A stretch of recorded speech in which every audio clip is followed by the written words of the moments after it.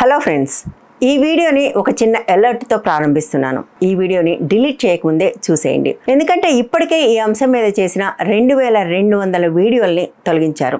ఈ వీడియో కూడా ఉంటుందో ఉండదో తెలియదు. ఎవరు తొలగించారు, ఏమా కథ? ఇప్పటికే మీరు థంబ్నెయిల్ టైటిల్ చూసుంటారు కాబట్టి మీకు అర్థమయ్యే ఉంటుంది. ఇది ధర్మస్థల బరియల్ కాంట్రవర్సీకి సంబంధించి.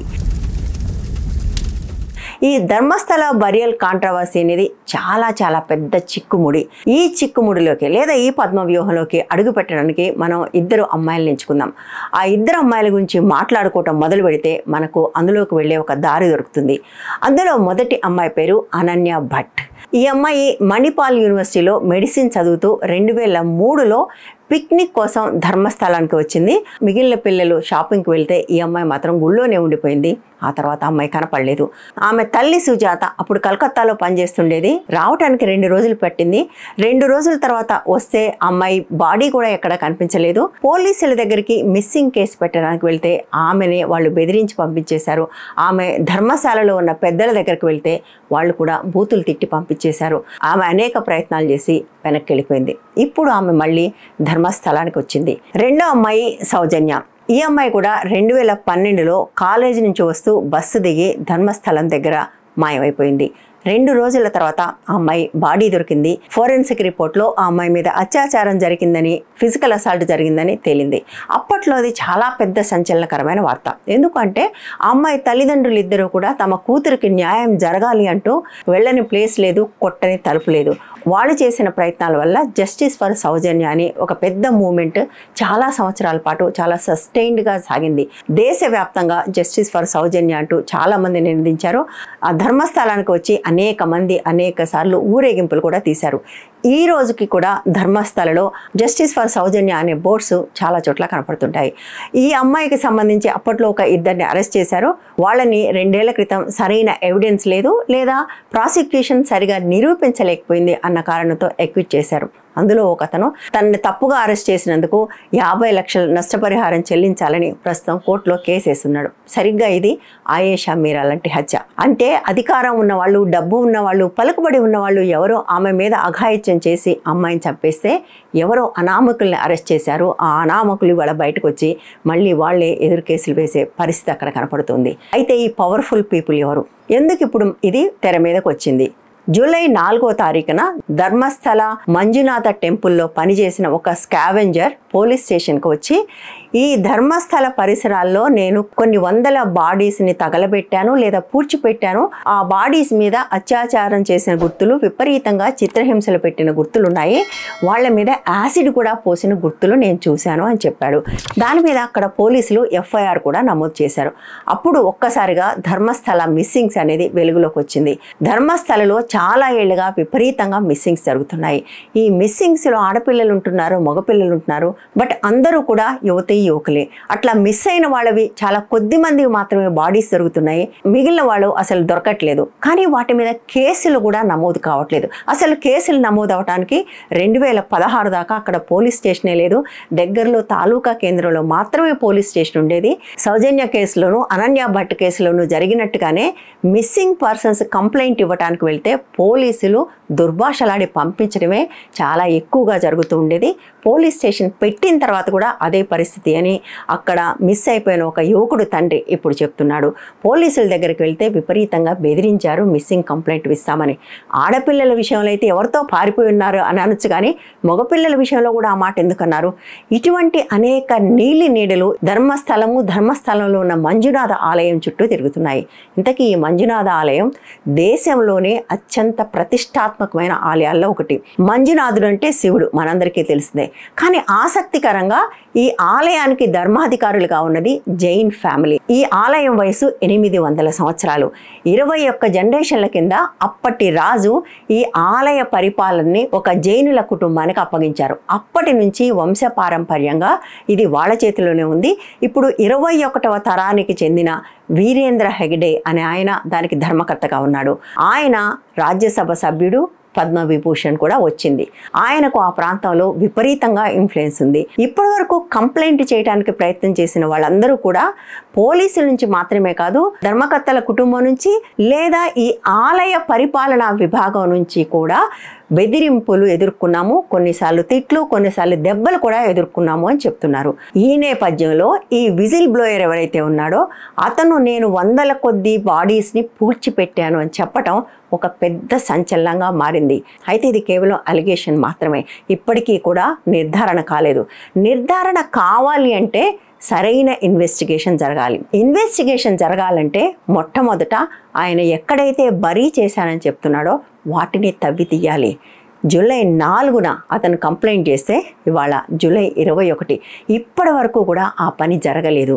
ఎవరైనా వచ్చి ఏదైనా నేరం జరిగింది అని చెప్పినప్పుడు పోలీసులు ప్రాథమిక సమాచారం ఉంటే వెంటనే దానికి సంబంధించిన ఇన్వెస్టిగేషన్ మొదలు పెట్టాలి. నిజానికి ఇక్కడ జరిగింది చాలా పెద్ద ఇష్యూ. వందల కొద్ది బాడీస్ని పూడ్చిపెట్టాను, చిన్న చిన్న పిల్లల్ని, కొంతమంది పిల్లలైతే స్కూల్ యూనిఫామ్లో కూడా ఉన్నారు, వాళ్ళని కూడా నేను పూడ్చిపెట్టాను నా చేతులతో. నేను ఒప్పుకోకపోతే నా మీద దుర్భాషలాడారు, నన్ను బెదిరించారు, నన్ను కూడా అక్కడే పూడ్చిపెడతాను అని కూడా బెదిరించారు అని ఈ స్కావెంజర్ చెప్తున్నాడు. అంతేకాకుండా దానికి తను ఆధారాలు కూడా ఇస్తాను, చూపిస్తాను అంటున్నాడు. జూలై 4న ఈ స్టేట్మెంట్ ఇచ్చిన తర్వాత అది రాష్ట్ర వ్యాప్తంగా చాలా పెద్ద సంచలనంగా మారింది. అప్పుడు రాష్ట్ర హోంమంత్రి ఒక స్టేట్మెంట్ ఇవ్వక తప్పలేదు. అతని స్టేట్మెంట్ అంటే ఎవరైతే స్కావెంజర్ ఉన్నాడో అతని స్టేట్మెంట్ రికార్డ్ చేసిన తర్వాత అతను చెప్పిన చోట తవ్వకాలు చేస్తాము అని ప్రకటించాడు. జూలై 11వ తారీఖున అంటే 10 రోజుల క్రితం అతని స్టేట్మెంట్ కూడా రికార్డ్ చేశారు. స్టేట్మెంట్ ఇవ్వడానికి వస్తూ అతను ఒక నల్లటి బ్యాగ్లో కొన్ని రిమైన్స్ కూడా తీసుకొచ్చాడు. ఇవి నేను పాతిపెట్టిన వాళ్ళ శరీర భాగాలు అంటూ అతను ఆ రిమైన్స్ని పోలీసులకు కూడా అందజేశాడు. అంతేకాదు మన్నాడు అతను తన లాయర్స్తో సహా బరియల్ సైట్కి పోలీస్కి ఇన్ఫామ్ చేసి మరీ వచ్చి వెయిట్ చేశాడు. వాళ్ళు వస్తే సైట్ చూపిస్తానో తవ్వచ్చు అని. కానీ పోలీసులు రాలేదు. ఎందుకు రాలేదు అంటే అక్కడ ఎస్పీ ఒక విచిత్రమైన మాట చెప్పాడు. మనం ఒకసారి తవ్వేసిన తర్వాత ఇతను పారిపోతాడు, అప్పుడు మనం ఇన్వెస్టిగేషన్ చేయలేము, కాబట్టి మేము ఇప్పుడే తవ్వట్లేదు, సమయం వచ్చినప్పుడు తవ్వుతాము అన్నాడు. ఒకవేళ అక్కడికి వెళ్తే ఏమీ లేకపోతే ఇంకా అసలు ఇష్యూ లేదు, కానీ తవ్వితే కదా అసలు కథ మొదలయ్యేది. కథనే మొదలు పెట్టడానికి పోలీసులు ఎందుకు సంకోచిస్తున్నారు అనేది పెద్ద ప్రశ్న.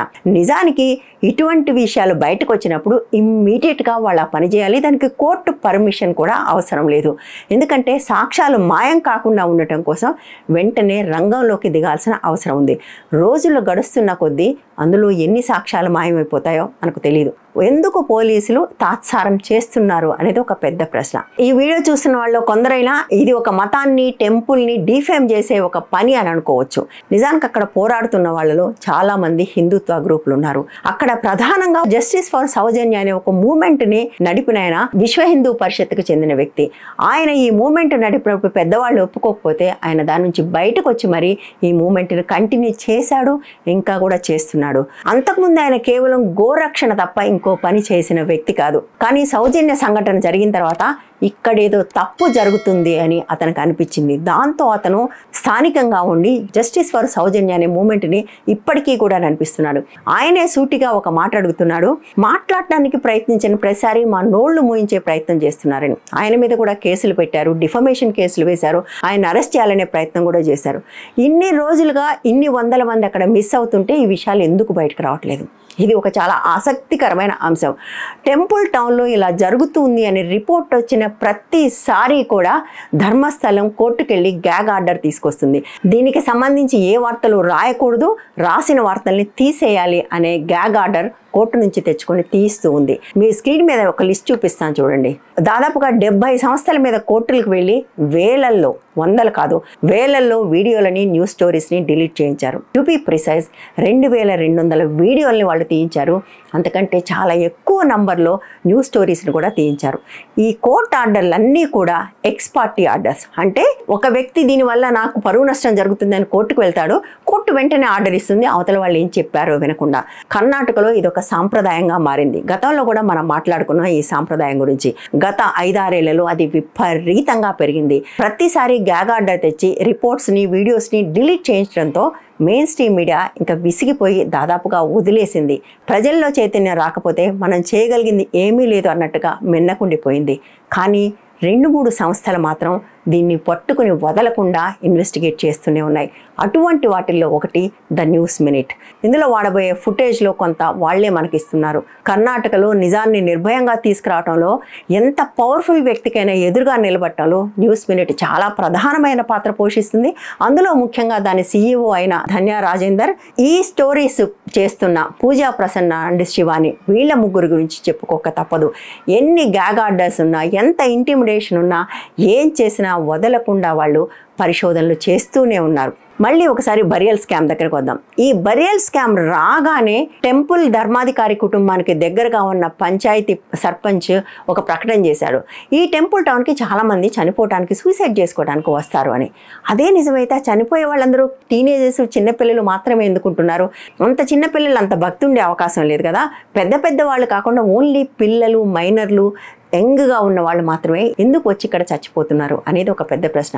దాంతో పాటుగా జరిగిన ప్రతిసారి ఒక మిస్సింగ్ కేసుగా నమోదు చేయాల్సిన పోలీసులు దాన్ని నమోదు చేయటమే లేదు. ఇంత జరిగినా కూడా వాళ్ళు ఇంకా ఆ బరియల్ సైట్ని తవ్వటానికి సిద్ధం కూడా పడట్లేదు. అంటే అర్థం ఏంటి? 2 కారణాలు ఉండే అవకాశం ఉంది. ఎవరైతే ధర్మాధికారిగా ఉన్నారో వీరేంద్ర హెగ్డే, ఆయన కుటుంబము, వాళ్ళందరూ చాలా చాలా చాలా పవర్ఫుల్ అయి ఉండాలి. అంటే వాళ్ళ మాటకు ఎవరు ఎదురు చెప్పలేని పరిస్థితి ఉండాలి. అట్లా ఉంటుందా ఎక్కడైనా అని ఎవరైనా అనుకోవచ్చు. ఉంటుంది అని అదే కర్ణాటకలో మనకు ఇంతకుముందే తెలిసింది. కుమారస్వామి కుటుంబంలో ఒక వ్యక్తి ఎంతమంది అమ్మాయిల్ని ఎన్ని ఏళ్ల పాటు అబ్యూజ్ చేసి వీడియోలు తీశాడు. ఎన్నేళ్ల తర్వాత అది బయటపడిందో మనం చూసాం కదా. సో అట్లా జరిగే అవకాశం ఖచ్చితంగా ఉంది. కాబట్టి ఇక్కడ కూడా అట్లా ఏమైనా జరుగుతుందా? ఒక మోస్ట్ పవర్ఫుల్ మ్యాన్కి, అందులోనూ కూడా కేంద్రంలో అధికార పార్టీకి చాలా సన్నిహితంగా ఉండే వ్యక్తికి అడ్డు చెప్పడానికి, ఎదురు చెప్పడానికి వాళ్ళు భయపడిపోతున్నారా? రెండోది, తిలా పాపం తలా పిడికడు అన్నట్టుగా ఈ మొత్తం నేరంలో అందరికీ కూడా పార్ట్ ఉందా? ఇది కూడా మనం కొట్టేయలేం. చాలాసార్లు ఒక నేరం జరుగుతున్నప్పుడు ఆ నేరాన్ని ఆపాలని ప్రయత్నించే వాళ్ళు చాలా కొద్ది మంది ఉంటారు. కానీ నేరంలో పాలు పంచుకోవటం ద్వారా లాభం పొందాలనుకునే వాళ్ళు కూడా చాలా మంది ఉంటారు. ఇది చాలాసార్లు ప్రూవ్ అయింది. సూర్యనెల్లి అనే ఒక మైనర్ బాలికని కిడ్నాప్ చేసి ఊళ్ళు తిప్పుతూ అమ్మాయి మీద పెద్దవాళ్ళు అఘాయిత్యం చేస్తున్నప్పుడు ప్రతి ఊరిలో ఉన్న ప్రతి పొలిటీషియన్ అందులో పాల్గొన్నాడు. ఎవరికి వాళ్ళు ఒక మైనర్ పిల్ల దొరికింది అని అనుకున్నారు, కానీ ఆ పిల్లని కాపాడాలి అని ఎవరు అనుకోలేదు. Across the party lines, across the classes, across the cost ఆ పని చేశారు అక్కడ. సో ఇక్కడ కూడా అక్రాస్ ద పార్టీ లైన్స్ ఈ నేరంలో భాగం పంచుకున్నారా? పంచుకోకపోతే పోలీసులు ఎందుకు అలసత్వం వహిస్తున్నారు అనేది ఒక పెద్ద ప్రశ్న. అంతేకాదు ఈ విషయం గురించి వచ్చిన ప్రతిసారి కూడా గ్యాగ్ ఆర్డర్లు ఎందుకు వస్తాయి, ఎందుకు దీనికి సంబంధించిన వీడియోలు, న్యూస్ రిపోర్ట్స్ అన్నీ తీయించేస్తారు, ఇది ఒక ప్రశ్న. ఏ నిజాన్ని వాళ్ళందరూ దాచిపెట్టడానికి ప్రయత్నం చేస్తున్నారు. ఎందుకంటే ఇప్పటికీ అది కేవలం అలిగేషన్ మాత్రమే, ఏమీ ప్రూవ్ కాలేదు. ప్రూవ్ కావాలి అంటే పోలీసులు ముందుకెళ్ళాలి, ఇన్వెస్టిగేట్ చేయాలి. అతను ఏ సైట్స్ అయితే చెప్తున్నాడో ఆ సైట్స్ని తవ్వాలి. తవ్వి దొరికిన రిమైన్స్కి DNA టెస్ట్ చేసి మిస్సింగ్ కేసులకి మ్యాచ్ చేసే ప్రయత్నం చేయాలి. అది చేయనంత వరకు కూడా ఖచ్చితంగా అన్ని వేళ్ళు ఆ ఆలయ ధర్మకర్తల వైపే చూపిస్తుంటాయి. ఇప్పటి వరకు కంప్లైంట్ చేసిన వాళ్ళందరూ, సౌజన్య పేరెంట్స్ కానివ్వండి, అనన్య భట్ పేరెంట్స్ కానివ్వండి, తాము ఆలయానికి సంబంధించిన వాళ్ళ నుంచే బెదిరింపులు ఎదుర్కొన్నాము అని చెప్తున్నారు. అంత స్పెసిఫిక్గా చెప్తున్నారు అంటేనే something is really fishy there. ముఖ్యంగా అనన్య భట్ విషయంలో అది జరిగి దాదాపుగా 22 సంవత్సరాలైంది. తల్లికి ఇప్పుడు 60 సంవత్సరాలు. 22 ఏళ్ల క్రితం కంప్లైంట్ ఇవ్వడానికి ప్రయత్నం చేస్తే పోలీసులు కంప్లైంట్ తీసుకోకపోవటం వల్ల ఆమె పోరాడి వెనక్కి నిరాశగా వెళ్ళిపోయింది. ఇప్పుడు వచ్చి మళ్ళీ జూలై 15 అంటే 6 రోజుల క్రితం మళ్ళీ కంప్లైంట్ చేసింది. ఆమె CBIలో పనిచేస్తుంది స్టెనోగ్రాఫర్గా. అయినప్పటికీ కూడా ఆమె కేసు నమోదు చేయించలేకపోయింది. ఇవాళ ఆమె కొత్తగా కేసు పెట్టినప్పుడు ఆమె అడుగుతున్నది ఒకటి, నేను పాలిగ్రాఫ్ టెస్ట్కి సిద్ధము. మీరు ఆ ఆలయ ధర్మాధికారిని, అతని కుటుంబ సభ్యుల్ని, అతని పరిపాలనా విభాగంలో ఉన్న వాళ్ళని కూడా పాలిగ్రాఫ్ టెస్ట్ చేయండి, ఎవరు నిజం చెప్తున్నారో తేలిపోతుందని. నిజం తేల్చుకోవటానికి ఇన్ని అవకాశాలు ఉంటే కూడా ఎందుకు నిజం తేల్చే ప్రయత్నం జరగట్లేదు? సౌజన్య తల్లి అంటున్న మాటలు వింటే కడుపు తరుక్కుపోతుంది. నా కూతురులాగా అనేక మంది మైనర్ పిల్లలు ఇక్కడ మాయమైపోయారు. నా కూతురికి జరిగిందే వాళ్ళకు కూడా జరిగి ఉండాలి. వాళ్ళందరూ కూడా అమ్మ అని ఏడ్చే ఉంటారు, అరిచే ఉంటారు. కానీ వాళ్ళని మేము కాపాడుకోలేకపోయామే. మన పిల్లల్ని ఎవరైనా తీసుకుపోయి అంత దారుణంగా అత్యాచారాలు చేసి హింసించి చంపేస్తే ఆ తల్లిదండ్రులకు జీవితం అంతా ఎంత వేదన ఉంటుంది. అక్కడ మిస్ అయిపోయిన 100 మంది తల్లిదండ్రులు తల్లిదండ్రుల వేదనకు సమాధానం చెప్పాల్సిన బాధ్యత ప్రభుత్వానికి లేదా? అందరికంటే ముందుగా ఎవరైతే ఆరోపణలు ఎదుర్కొంటున్నారో వాళ్ళెందుకు సరెండర్ కారు? మా వైపున ఏమీ తప్పు లేదు, కావాలంటే మీరు వచ్చి ఇన్వెస్టిగేట్ చేసుకోండి అని ఎందుకు అనరు? ప్రతిసారి దాని మీద గ్యాగ్ ఆర్డర్స్ తీసుకొచ్చి వార్తలు లేకుండా చేయడమే చేస్తున్నారు, కానీ వాళ్ళు ఇన్వెస్టిగేషన్కి ఎందుకు సరెండర్ కావటం లేదు? నిజంగా దేశాన్ని ధర్మాన్ని ప్రేమించే వాళ్ళు కూడా అడగాల్సిన ప్రశ్న ఇదే. గుర్తుపెట్టుకోండి, చనిపోయిన పిల్లలు, మిస్ అయిపోయిన పిల్లలు కూడా ఆ గుడికి వచ్చిన పిల్లలు, అంటే ఇదే ధర్మాన్ని నమ్మే పిల్లలు. నిత్యానంద స్వామి లాగా, ఆశారాం బాపూజీ లాగా, కథువా సంఘటన లాగా మనకిప్పటికే అనేక సార్లు నిరూపితమైంది. దేవుడి పేరుతో దేవుడిని అడ్డం పెట్టుకుని దేవుడి దగ్గర ఉండే మనుషులు అదే ధర్మానికి చెందిన ఆడపిల్లల మీద ఎంత అన్యాయంగా ప్రవర్తిస్తారో మనకు తెలియని విషయం కాదు. కాబట్టి ఇన్ని అనుమానించకుండా ఉండాల్సిన అవసరం ఏమీ లేదు. బహుశా ఇటువంటి సంఘటన ఇంకొక ధర్మానికి సంబంధించిన చోట జరుగుంటే ఈ పాటికి దేశం భగ్గుమని ఉండేది. ప్రధానమంత్రి దగ్గర నుంచి మన గల్లీ లీడర్ల దాకా ప్రతి వాళ్ళు దాని గురించి మాట్లాడుండేవాళ్ళు. కానీ అదే ధర్మానికి చెందిన ఆడపిల్లల మీద, మగపిల్లల మీద, మైనర్ల మీద జరుగుతున్న సంఘటనలకు సంబంధించి వాస్తవాలు బయటికి తేవాలి అని ప్రశ్నించకపోతే ఈ ధర్మానికి అర్థం ఉందా చెప్పండి? ఆశారాం బాపూజీ లాగా, నిత్యానంద లాగా, వీరేంద్ర హెగడేని కూడా మీరు కాపాడుతూనే ఉంటారా? తేల్చుకోవాల్సింది మీరే.